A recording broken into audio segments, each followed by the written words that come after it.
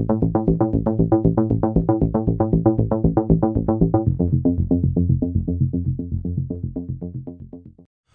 to the Food for Thought podcast, where we give you food for your thoughts. I'm your host, Credit Coach Q, and this is my co-host, Loan Officer Who Cares. Loan Officer Who Cares. Today we have an exciting one, but before we get into the content, let's clap it up for it being our very first episode, partner. Let's clap it up for it being our very first episode. Outstanding.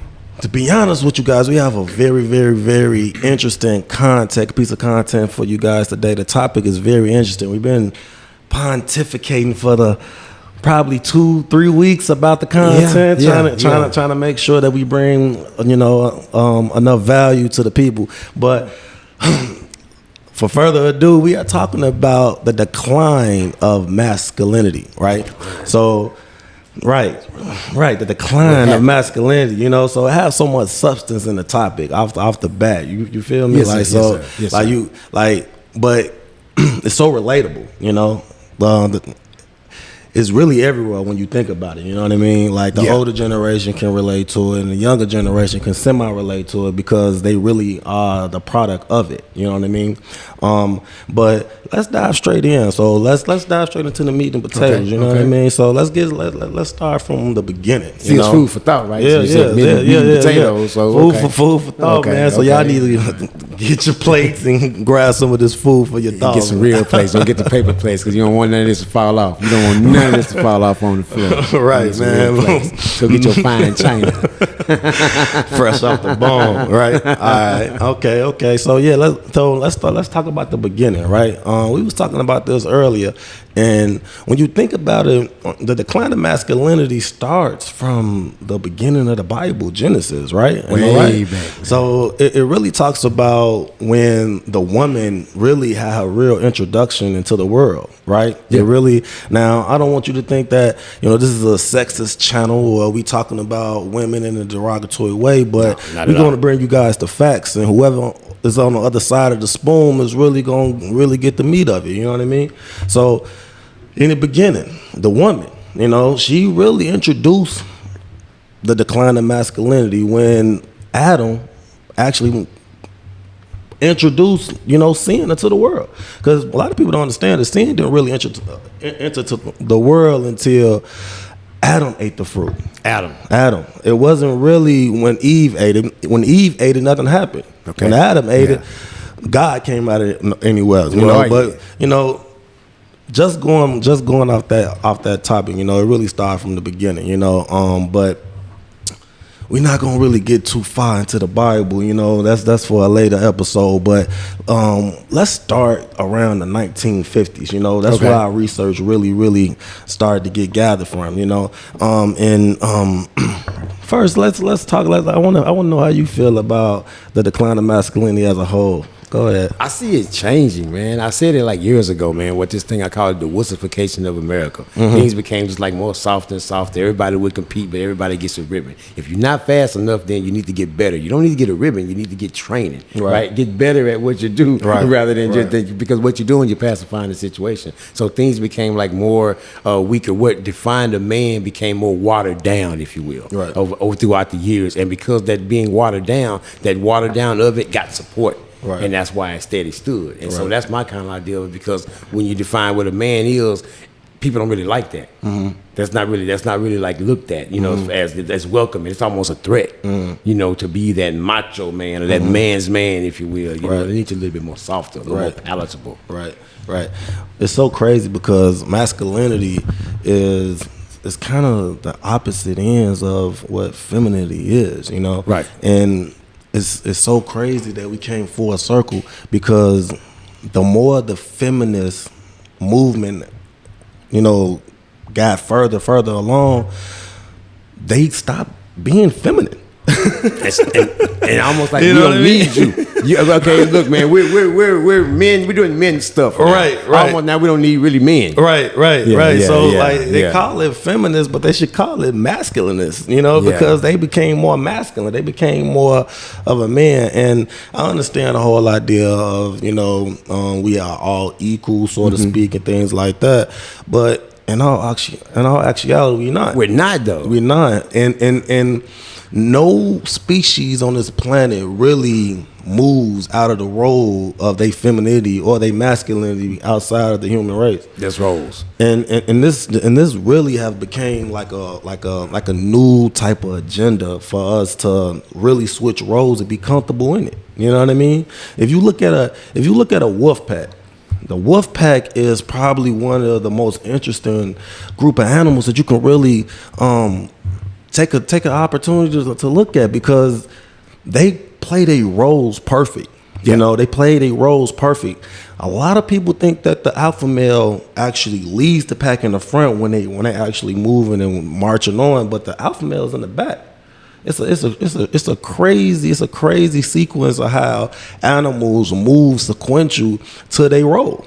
You know what I mean? And their role has lasted them to be on this planet for thousands and thousands of years. So they never get out of their role. Because they never got out of their role. Damn. You know what I mean? Imagine a female wolf trying to be a male wolf. Well, see, that's almost insulting these days. If you tell a woman, find your role, get your role. What do you mean role? Well, what do you mean find my place? What do you mean? You talking about my role? I mean, so that becomes an argument. That becomes tension. Yeah. You know, what do you mean role? I ain't no dog on me. You know, so yeah. And the roles has been very versatile. You know what I mean? We're not gonna really go deep and dive into the transgender movement, but I feel like what I just said can really speak volumes to their movement, because the roles of a man is completely reversed when it comes to that agenda as well. But like I said, we're not gonna go deep into that, you know. But yeah, let's start from the 50s. Okay. You know what I mean? Now, matter of fact, I want to say this. So I honestly feel like it's two masculine roles that America always had. America had a black masculine role, and America had a white masculine role. So the black masculine role really had a decline prior to the white masculine role. Right. The black masculine role had a decline during slavery. You know, so we really never had a uphill trajectory when it came to the black masculine role. True. You know, but what they did was they put the blacks in a position where they was defamed in front of the whole community. They took the most aggressive, most masculine, most manly looking man and defamed him. Butt breaking. Right. So we have an article talking about butt breaking and how it was a psychological agenda to basically submit the black man inside of his community. So when you really think about submission, or you think about the decline of masculinity, it really starts there, you know, when it comes to black masculinity. Because like I said, it's two different types, you know.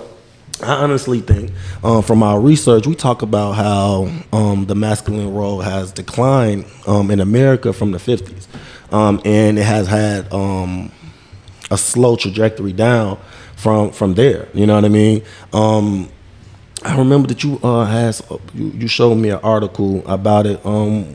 What do you remember from the article that spoke volumes to you about the trajectory of masculinity? And from the 60s? From the 50s or the 60s, yeah. Well, from the 50s, it was like, you know, people were trying to transition from, you know, slavery, the movement, the laws and everything that were taken care of. Then in the 60s became the movements of freedom, like the marches and the identifying themselves, the more social conscious. You know, in the 50s, you had the more stoic fathers, the more, you know, just stoic type of roles. And then in the 60s, the man became more rights, you know, more freedom, more, you know, I want to be looked at, especially you're talking about the black and white roles. I want to be looked at as a man, you know, and so, and a free man, because I need you to treat me like a free man, the free man that I am. And so it's always been that look at me, I am somebody. Look at me, I do matter. You know, not because you didn't, but because it just wasn't recognized. Right. You know, so I think that fight became from that in the 60s. I think that's where some of what began with the civil rights movement. Absolutely, absolutely. This is the article right here.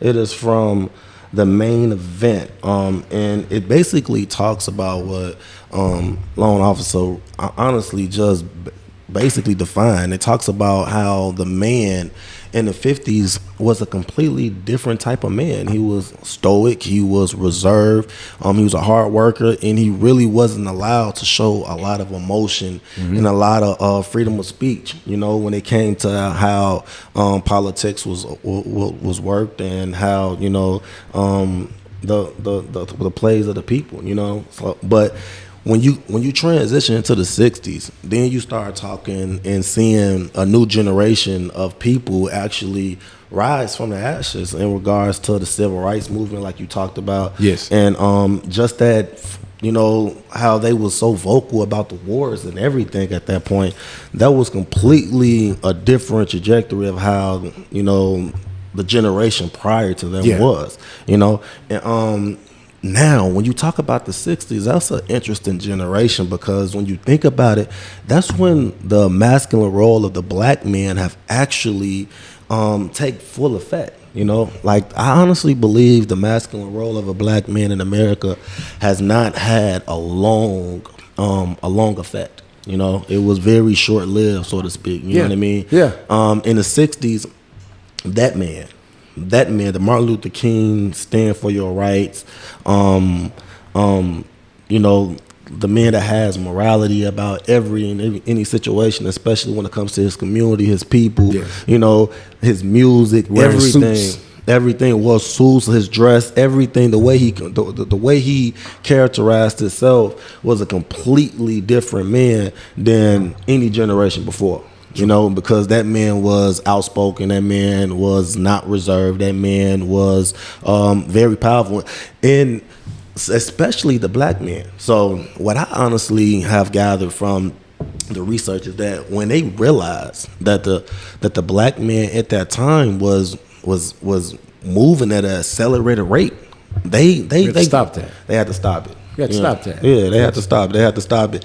And when you think about it, the masculine role in the 60s honestly empowered the full trajectory of the civil rights movement. You know what I mean? The masculine man, the father figure, it was the financiers of that time. You know, so all of those marches and all of those civil rights movements, somebody paid for them. Somebody paid for them. It was the black man. It was the black father figures that was inside of those households that was paying. That was paying for, you know, those missions and those causes. You know what I mean? And they had to do something about it. And I feel like the 60s was the peak of the black man in regards to his masculinity in this country. Yeah, because stand up and see me. Stand up and see me. I do matter. Because remember, from the slavery aspect, you came over as the not the help. You came to be the help. Right. You know, you weren't coming to be to the competition. Right. And so you talk about the trajectory, we had to do something about that because these people are coming together now. They're coming together, they're knowing who they are, they want to be valued, they want to be looked at, they want to have rights. What are you talking about here? You know, because we didn't see, especially the black man, like that. We saw you as property. Right. We didn't see you as somebody, because now you're talking about you want rights now? Right. What is this? Right. So it all became new, but even with all that, we still rose from that. Absolutely. So the resilience of the black man, no matter what, you know what I mean? Though, and I think that's what I think sometimes it's frustrating to those that oppose that level of masculinity, is because I just can't stop them. Right. I just can't stop them, no matter what. Right. And it's so crazy when you think about it, because it goes up to a higher regard in regards to how they actually just really stepped in and caused a lot of discomfort to our community, a lot of discomfort to our homes, a lot of discomfort to our families. You know, like, what they did was, when you think about it from a scientific point of view, what they did was really methodical. You know, big time. Psychological warfare. Absolutely. Like, what they did was they actually put themselves in a position where they took our resources away. You know, they took the black man resources. I mean, the black man was a very, very hardworking man, and the way he made the good money to finance those cause and those movements was trades. Right? Trades. Right. So absolutely. Trades. What are trades? Right. What is a trade? What is a trade? What are trades? So for those that don't know, a trade is basically a certificate of your profession, right? So if you was an electrician, a carpenter, a iron worker, any of those trades give you a high authority, and it put you in a position where you don't have college debt. It gives you a high paying job. It gives you 401k, gives you all of the added benefits of a good career without you having to have the overhead of college. You Imagine that. So when you see the decline of trades and the programs that host them, you honestly begin to see the full decline of the black economy. You know, what they did was they put themselves in a position where they wanted the black men to go out and do illegal activities for, to take care of their family. The money. Yeah, absolutely. I got to feed my family. Absolutely. Because my role as a leader is to lead, and so I'm going to lead by hook or crook. Absolutely. I got it. Yeah. Absolutely. And while they was doing that, what they did, they transferred the power to the black woman. You know what I mean? They took the power away from the black men, because the black man is the reason why civil rights movement really progressed the way it was. Now we did have our scholars like Rosa Parks, the late Rosa Parks, and individuals like that, the female side of it. But for the most part, I'll say like 75% of the agenda was financed and orchestrated by black men. So what they did was, the institutions did, they said, okay, we're going to give you guys freedom. We're going to give you guys rights, but for the most part, we're going to give the power and the transition of energy to the black woman. Mm-hmm. You see what I'm saying? We're going to put the black woman in a position of the main role in the family. You know what I mean? And they have from the beginning. We can go all the way back to Genesis. And that's unfair to the woman. Mm-hmm. Because they're putting her in a role that she's not designed to be in. Yes.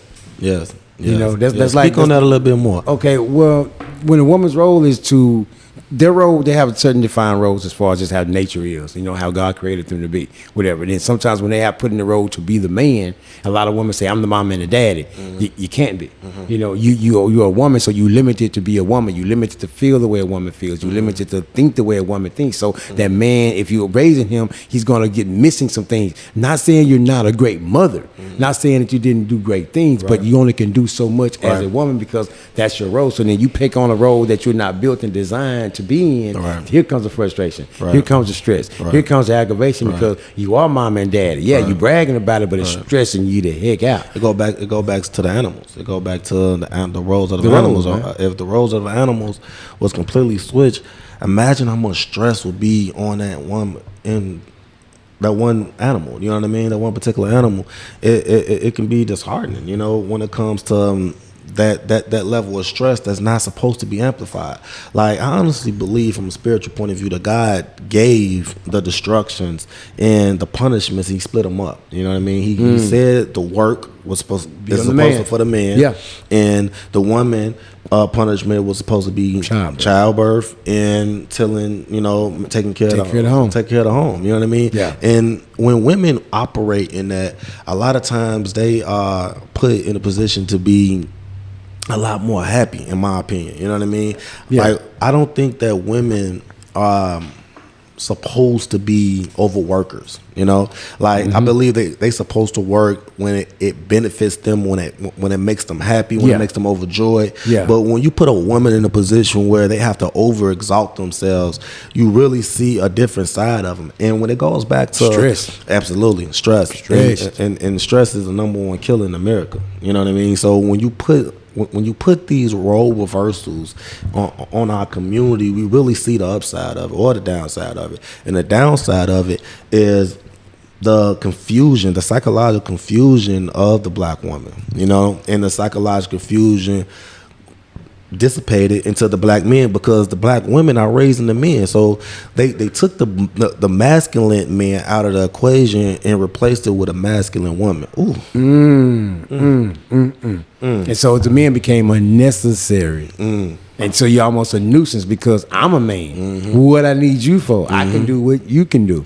I'm operating in a role that you should be operating in. But to expound on that though, the men that did put those women in those situations, that's not fair. That's not fair to that woman. It's not. You see what I mean? Though, so for us, if you're dating a woman that has went through that or met someone that's going through that, you have to understand them from that level of what they've been through. Yep.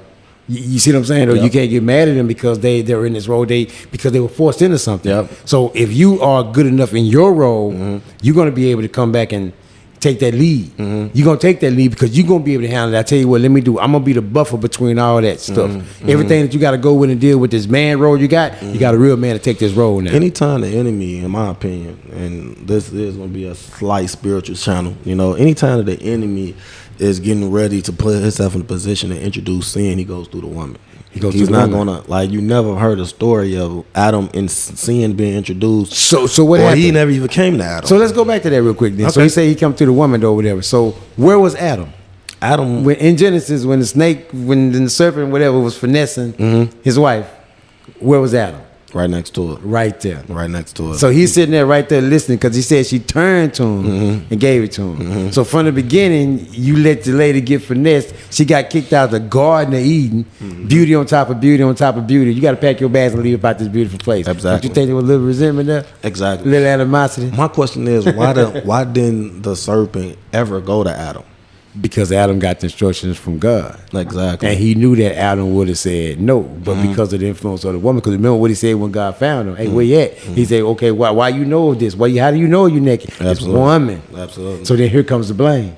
You weren't there to defend her from the finessing, but you there to blame her Right. for the results of the finessing. But both of y'all got kicked out the garden. You did, so Absolutely. here comes the animosity from the beginning. So we Absolutely. talked about that. It comes from the beginning, though. So you weren't there for me. Right. You got directions from God. So we talking, man, these women don't listen to me. These women don't listen. Well, this man didn't listen to God. You let somebody finesse me with some instructions you got from God, man. You sit right there, let this dude finesse me like this. So your credibility is kind of it's kind of credibility gone. was shot. And then the first children they had problems right after the first kids. You see what I'm saying? Yeah. Brother give brother. Yeah. You know what? So it just started because one thing you introduced it. You introduced it. Yep. You introduced that into you from Yep. because that role. And if Adam would have took his role, none of that would have been a problem. Absolutely.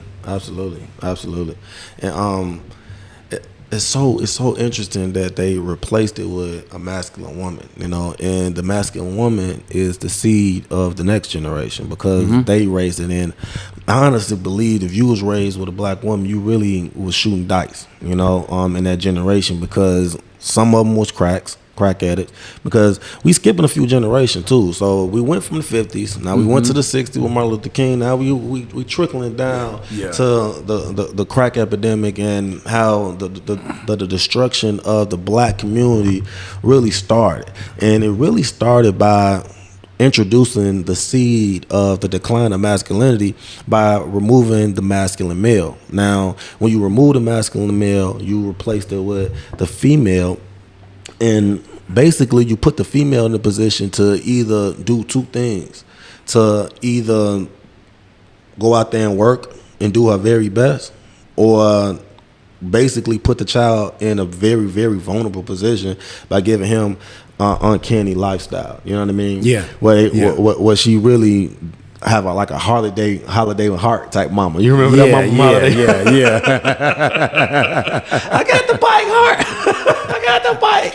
You know what I mean? So yeah, and those were the moms. You know, those were the moms. You know, you remember? Do you remember when they was talking about Tupac? You know, even as a crack female, you still was a black queen. Still was a black queen, mom. And we still uplift our women, even during those hard times, because of hard times they didn't really have a male. Because they still had to be mom. Right. Their role as mom never was lessened. You know what I mean? Because adversity, because of drama, because of not having the money. Yep. Still was hungry. Yep. Still had to eat. Yep. Still had, you know, so so again, those roles, sometimes those men can just walk away. So that's why I say before, we have to stop being so quick to jump on these women for being who they are when they were left in that position. They were left no choice. When you just walked away and never see your child. Yeah, but they was also case, brainwashed, you know, like big time. Like you cannot create a type of woman that really, and also create a type of man that really don't understand his role, and try to put them in an environment that think that they're going to flourish. You know, the only time things flourish is when things understand their roles. You understand what I'm saying? Like everything understand his role. A tree understand his role. A bee understand his role. Do you understand what I'm saying? Everything understand his role on this planet, and it works in a perfect cycle. And when you go out those roads, the cycle start getting destruction. Right. Absolutely.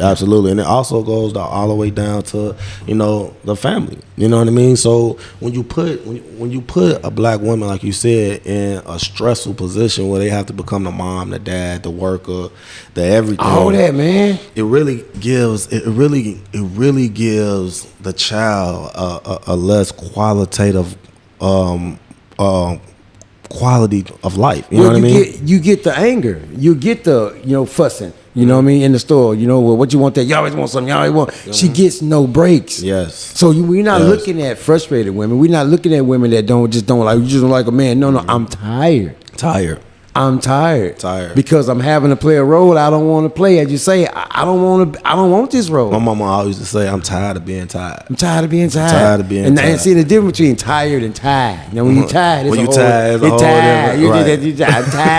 It's a whole new thing. Now. Right. It's time for some change. Absolutely. When they get tired. So I think that's what happens a lot of times. So they feel like men get the responsibility, I get the ability to just leave and walk away. And from the child, and sometimes those men are pushed away. So we have to be fair for both sides of it, but there's still anger in all of it. In the layer of this onion, there's still some anger in that. It's anger, resentment, and it's unresolved. And then it trickles down to the child. It trickles down to then it becomes, you wonder why the male hate the other male or the black male hate the other black male. They never seen their dad. They never seen the role. You left mama. She's not gonna speak too brightly of this guy, too fondly of the dad if she's angry at him. Because again, how can I speak fondly of somebody who left me with all this stress? Right. All this stuff that I got to take care of. Absolutely. Absolutely. When you take a male figure out of position, you really take a lot out of the equation. You really do, man. And the most elitists understand the psychology behind a masculine male inside of a home. That's why the gender was set. Absolutely.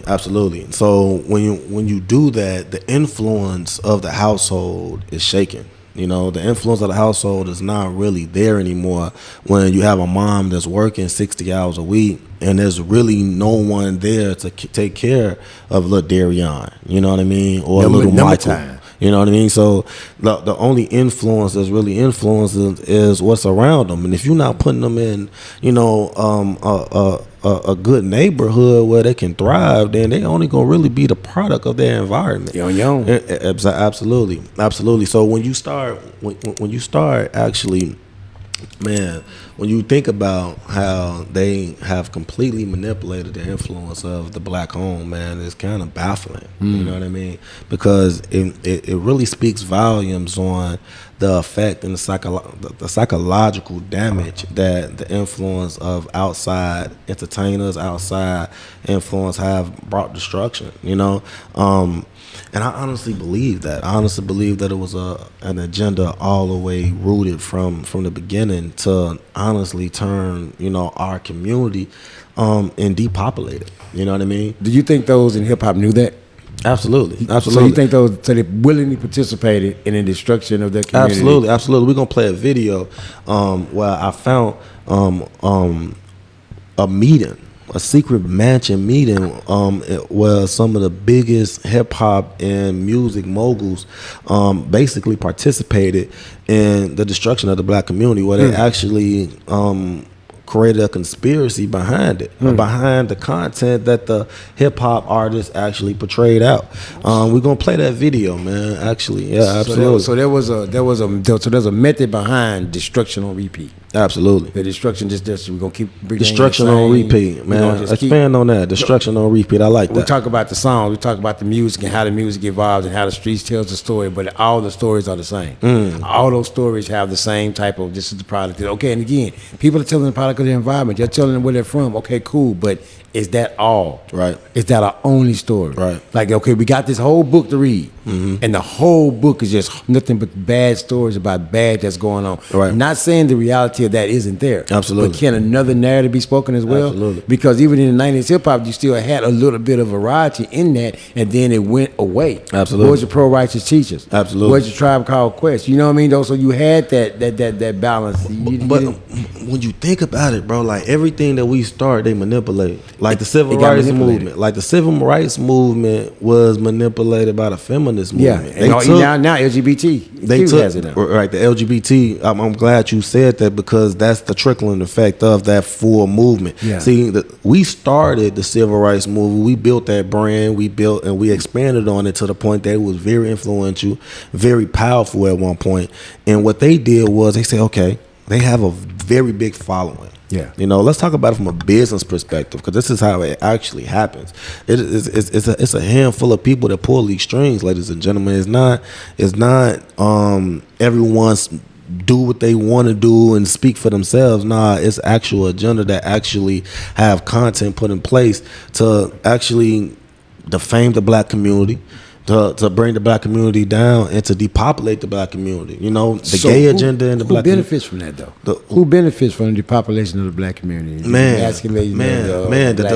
When you think about depopulation, man, it's all started with really Lucifer. Lucifer really, when Satan is the one that really want to get down with the depopulation on a large scale. You know what I mean? But when it comes to black people, man, we always attacked. Have you ever thought about that? Why? Why? Why am I on your radar? Man, what is it? What is it? What is it about us? It's in the skin. There's so many different. Imagine being an ant. Now, it's probably hundreds of different species of ant. But who likes an ant? But imagine having hundreds of different species of ant, and everybody pick on the black ant. Yeah. We got all these red ants running around biting the heck out of people. The hell out of people. You got red monster. You got the red ants. You got these turquoise ants. You got the ants that actually fly and don't want them. And that bring down missiles and all type of stuff. But when it comes to this black ant, give me this black ant. Oh man, this black ant, man, his business and he's a and step on it with impunity. But I honestly think that it goes to a spiritual point of view. I think that Satan really hate black people. I think that he really is intimidated by us because of who we truly are. And that's a different episode on a different day. Different episode for a different day. We need another hour for that one right there to go down through that. My brother, I can talk about that until I turn into a whole different color. Docu-series on that one. Yeah, absolutely.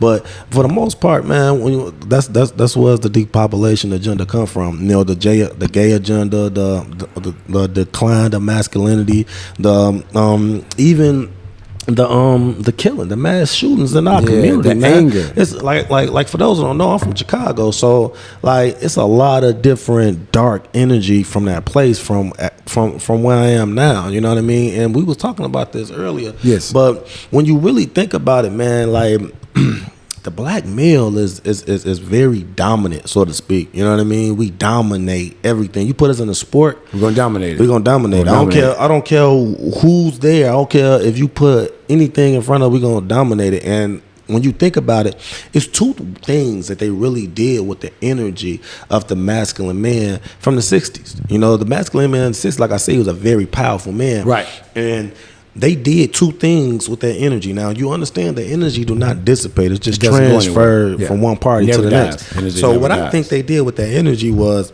they gave some of it to the black woman, and they turned the other energy to turn it against the black man. And what I mean by that is that they basically allowed the black man turn against the black man. So you became my enemy. Absolutely. So then my focus of power and prosperity It's not there anymore. You're the problem. I don't even see prosperity. I don't even see that, because I see you, another black man, in my way. And tell me this. Why are you my problem? Because maybe how I see you. Maybe because I don't see myself that way. Mm-hmm. Maybe if I just see another version of myself, somebody that's hated on, somebody that's not really liked. So we do the same thing to us that we say everybody else does. Man, it's so crazy how there's no breaks. How that psychology has been so rooted in the black man. Like we are the only, like when you really think about it, like we weird. You know what I mean? Because we are the only group of people that just look at another person that's our color and just hate them for no reason. Don't even like you. Don't even know you. you will never see an Asian dude walking down the street and hate another Asian just because he Asian. Or you'll never see another white person walking down the street and be mad at another white person because he white. You know what I mean? Yeah. Like the psychology in the black community is really fucked up on so many different levels because of how the manipulated decline of masculinity has been entered into our families. You know what I mean? Yeah, absolutely. You see somebody. Now I always wonder how that was though, because we talk about how energy speaks, but people see you, and again we go back to the music. I think it's because if you listen to so much of N-word this and N-word that and this mug this and this mama jamma that, you don't see another black man when you see another black man. You just see another N-word. Ooh.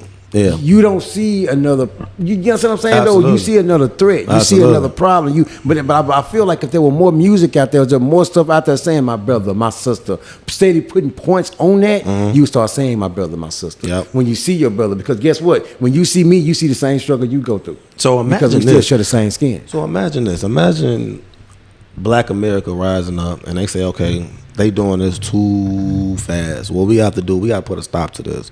We got to control the influence of their household. So what we're going to do is we're going to remove the black men, Get 'em first outta of here. all.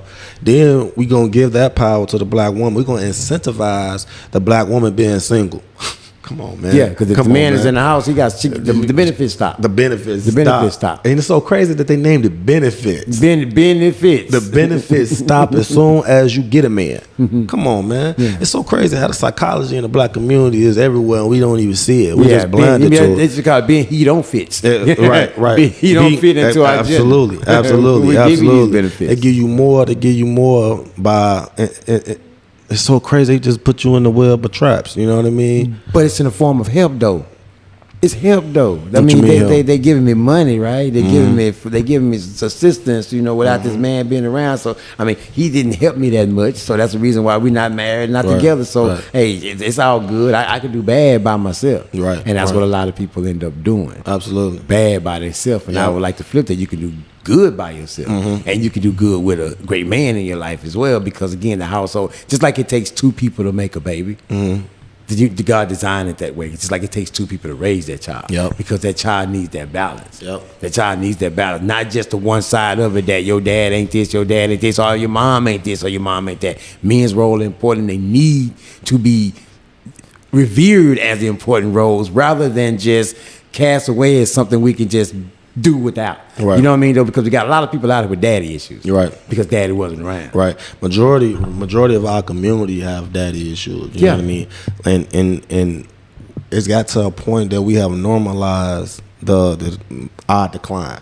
We almost run, like a joke. Right? We run to get in our position to become a baby mama or a baby father, and never have a real conscious idea of being with this woman or building a family with this woman. And we really just putting ourselves in a position where we just becoming rats in a community, and we just constantly overpopulating the community with really no regard to building it up. You know what I mean? Yes. And when you look in our community, you see masculinity everywhere when it comes to the shootings and the power strokes and the alpha male. You know what I mean? Yeah. Those are the alphas. But those are the roles as being like, I guess, applauded versus the role of the real man, the stuff behind the scenes type stuff. Showing up every day, coming in early. You know what I'm saying? Staying late. Working those things and still throwing the football around with his son or throwing the baseball around, spending time with the family, making it a priority to still work, still lead, and still make it a priority. Because guess what? The woman, because of the role, we talk about being defined. My house clean, the kids taken care of, everything's done. I can still come home and still help you. Whatever you need, you know what I mean? Though you need your foot rub, you need whatever the case may be, because now that community is there, right? That level of there's one that's there. But if you, like you said, if you just get one person doing so much, one person can only take so much. Right. Your shoulders can only take so much. Right. So again, then people become angry. I mean, I think that like the rise, another reason why, and we're gonna dive into current events on how where we at now and the future of it. We're gonna tap in there in a minute, but for the most part, I want to talk about this for a second. I want to talk about how the fullness of America and the feminist movement has looked the woman in the face and giving them the the conclusion of them of that movement, and especially in our community, 3 out of 4 black women die alone, so they do not get married. They actually are single and they die single. You know what I mean? And most of them are successful. Most of them have PhDs. Most of them have bachelors. Most of them have prominent careers or have prominent careers. And when you think about it, that's what the feminists really wanted. They really wanted equal rights. They really wanted an opportunity to actually go out there and have a career. Yeah, you know what I mean. It wasn't about getting rid of the man. Right. Getting a role that you weren't equipped for or born to do. Right. And that's a clear example of you giving someone an inch and they taking a mile. Yeah. You know what I mean? Instead of you putting yourself on a level playing field, you completely change the trajectory. Change the whole field of roads. Change the whole field in our country. You know what I mean? And that's how it's going. So let's talk about where we at today. And where we possibly going to go in the future, right? When it comes to masculinity today, what do you think we are on a scale of 1 through 10?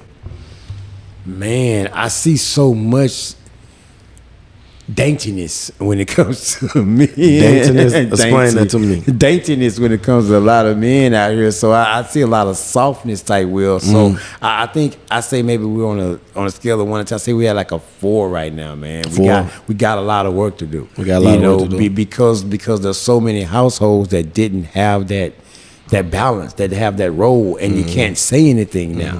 And anything that does say it gets met with opposition, or maybe can't nobody tell me nothing. You know what I mean? Though my own dad didn't tell me nothing, so you can't tell me nothing. How dare you tell, even if it's something beneficial?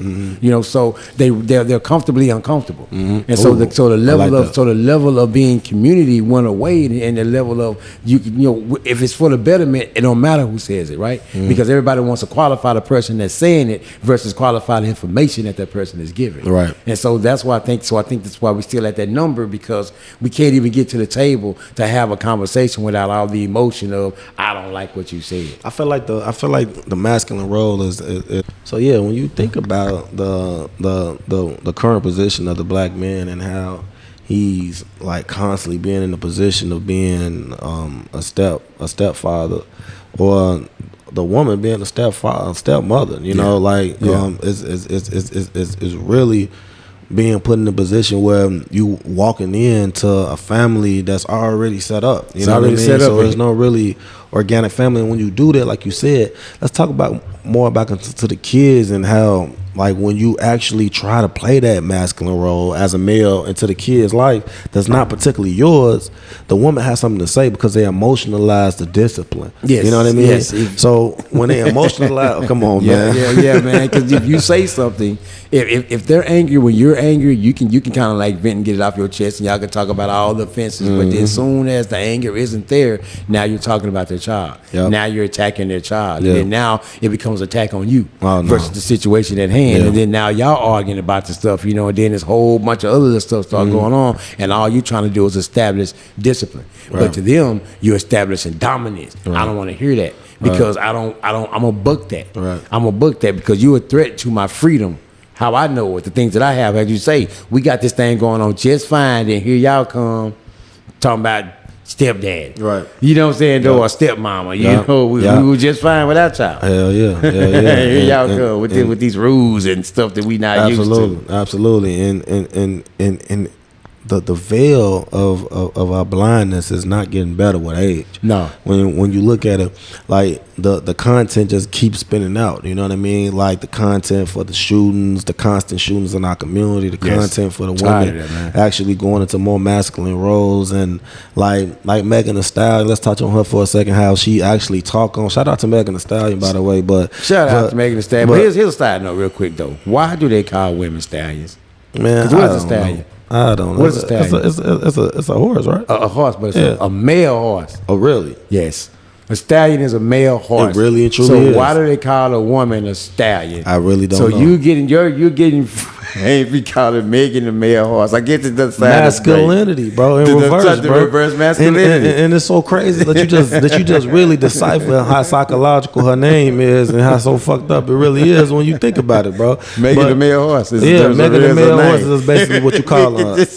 I don't even know if she know that her name is a damn male horse, but for the most part, like her songs, like I catch her saying like masculine stuff, like left them on red, and basically want to do the dog stuff that dudes do, but that's not really going to solve the issue. It's really just going to continue just to divide us. The males that's been dogs in this day and age, a dog ain't really never went nowhere. A dog always gonna be on earth forever, whether you talking about a male that's dogging women, those always gonna be there. But for the most part, you know what I'm saying, you becoming that is not really, and you adopting that masculine role. Doing it because they doing it though. Exactly. You guys have done it for so long. Exactly. What's the problem? And then they brainwash the women. They make the women believe that this is a normal way to achieve greatness in a relationship. What's that song? Then leave. Get that blah, and leave. You know what I mean? They got a song called "And Leave." Like they get the sex from the man, the cash, and then leave. Let's get on up out of here. So again, like you said, the roles, and now you just come in and just do what you do and just get on up out of here.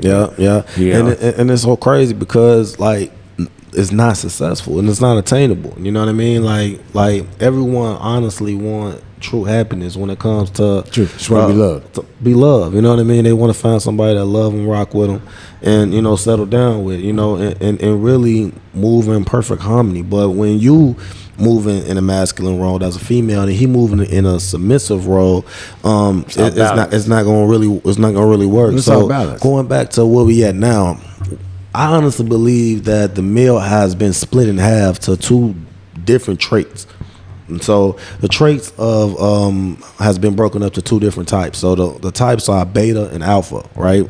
Alpha is, like I said, like it is. It's an alpha male. Alpha is alpha. And the beta males are sometimes natural, but for the most part, they groomed. They have learned how to groom the alphas to be to be betas, and basically create communities and cultures where if you're not a beta, you frowned upon, or it's a negative connotation attached to your energy and your characteristics. So those are the ones. Then the betas are the ones that instantly see a threat when you walk up. That I don't like you because I know you are alpha, and you know that you won. I'm a beta, so I'm in a role that I don't really want to be in. I'm uncomfortable. I don't like your role. It ain't you I don't like. The betas, I hate that role. Most married people that's millennials are betas. And Gen X. I'm a married man. You a married man. Yes. I know for a fact I'm an alpha, but for the most part, alpha. Absolutely. Not no fraternity. Well, so don't y'all get to getting out happy. It's not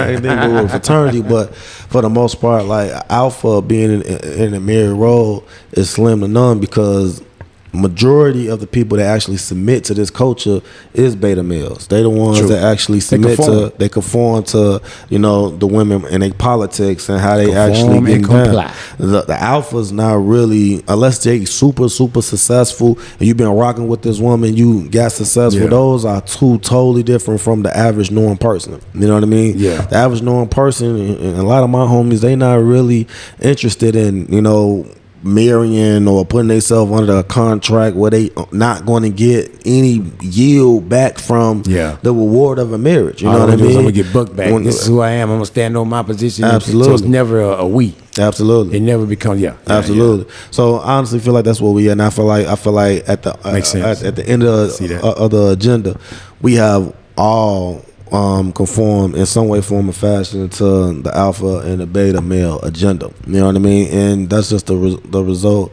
and fruit of the poisonous tree when it comes to the decline of masculinity. Now, the future. What do you think the future holds? Before we get up out of there, tell me your projections on the future of masculinity in this country. More people that are solid in who they are, solid in their convictions, and frustrated from a point of I love you enough to see you do better, not from a point of I'm what I'm saying, no finger pointing or whatever. So I think the discipline and the correction has to come from a place of love. because we're made in love, we were built in love, we were designed in love, God created us in love. So the correction has to come from a place of I love you enough till I want to see you in a better place. Okay, give me a little more detailed synopsis on that. Well, when you say it gotta come from a place of love, give me a reference point where like see. For instance, like I honestly feel like the only way that masculinity for the future have hopes is if the male get back into his true nature, you know, of being, you know, the provider and the protector. You know what I mean? We have came into this culture where, you know, we believe that, you know, the female is supposed to work, and if your female work, you know, that's not no diss to you, but for the most part, you know, it's not in her natural role to be overwork or stress herself or stress her body with working. We're working manual labor. You know what I mean? That's our job. That's why God built us strong. That's why God built us stronger, more healthier, more, you know, intelligent for those type of infrastructures. You know what I'm saying? Exactly. You know what I'm saying? So it's not really equipped for a woman to be out there doing certain type of hard labors.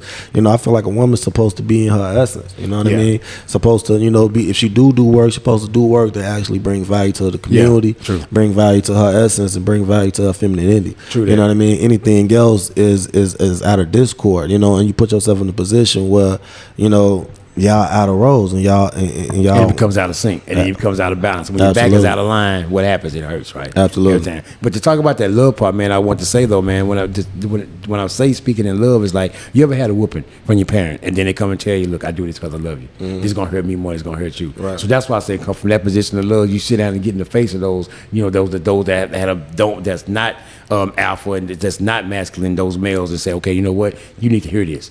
You need to hear this. You see what I'm saying, though? That's when you pull them to the side, talking about one by one, group by group, or whatever. Hey, this tough love right here. And that's what I'm saying, though. You know, because love is love, but it can be tough as well. So you have to just be in your face that I'm doing this for the benefit of you, to make you a better person in your future. You're going to thank me for this. Because we didn't always thank our parents for the lessons. We didn't thank them for the tough lessons. We didn't thank them for those tough love. Yeah, but they did. But like, what do you think that they should, like, specifically do? You know, like straighten up, damn it, straighten up, shit. Like you just said, the whoopings, right? The whoopings is the example of love, right? So what is the whoopings for the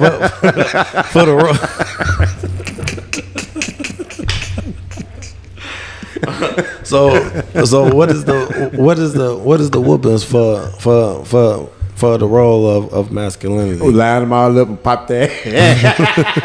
You talking about the kids? Yeah, all of them. The ones that's not masculine that need to be masculine, we just line them all up with a belt.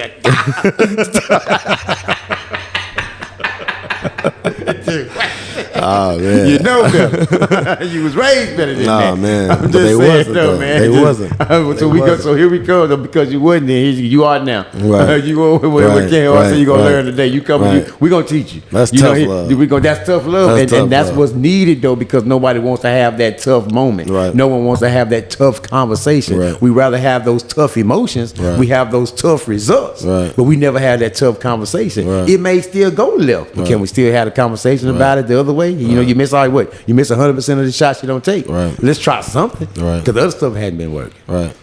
The male has to actually definitely play his role back into the family. You know what I'm saying? Position. You gotta take a responsibility for who you are as an individual in your position, whether you're a father, whether you're a husband, whether you even if you're a buster, stand on that. Whatever you are, you need to operate in your role. You know what I mean? Yeah. And for women, I know the women is, you know, can emotionalize a lot of things that you say out your mouth. So take this as a grain of salt, man. But for women, man, like, stay in y'all femininity. You know, like, the men. It's a beautiful thing, right? It's a beautiful thing, and that's not like no cliche type shit. It's really a beautiful thing beautiful when you see a man. woman, and it's getting to a point it's so rare it becomes more beautiful. Because you see, you know, when you see rare things, it becomes more beautiful. Like you give it, you know what I'm saying? So, like, why they looking at you like that? It's rare. Yeah, man. It's so, rare. ladies, man, shout out to y'all, man. Absolutely, man. Shout out to y'all. Stay in y'all femininity, man. Make sure that y'all stay in y'all essence and stay in y'all groove, man. And man, but before we get up out of here, man, you want to say anything else to the people, man? Tell the people who you are, where they can find you, anything like that, man. Man, hashtag loan officer who cares. You hit that, you'll find out a whole lot about me right there, man. One-on-one consultation strategy session. If you're in the state of Texas, www.loanofficerwhocares.com. And I am an equal housing lender. Can you dig it? Can you dig it? Hey, I'm Credit Coach Q, man. So if you want to find anything regarding your credit and anything like that, I did create a software that allows you guys to fix your own credit. I do have a YouTube channel. The link will be in the description below. Basically, go over to the website and let me know how you feel, man. The website is mycreditapproved.com. Again, my name is Credit Coach Q. And we is out of here, man. Till next time, man. This is the first episode, man. Yes. Stay true and stay you. We up out of here. Peace. Bye. Peace.